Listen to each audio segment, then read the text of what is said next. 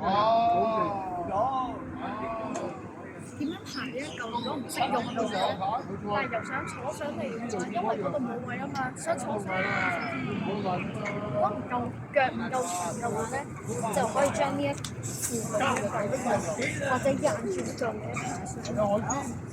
第二隻腳都係一樣做翻呢個動作啦，咁就可以坐上嚟咯。或者如果想吊住嘅話，亦都可以咁樣吊住先。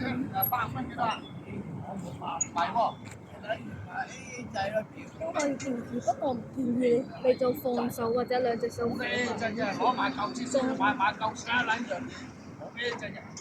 唔知道如果點樣落嚟咧，都係將隻腳咧坐翻落嚟啦，然之後咧再將佢咁樣落翻嚟。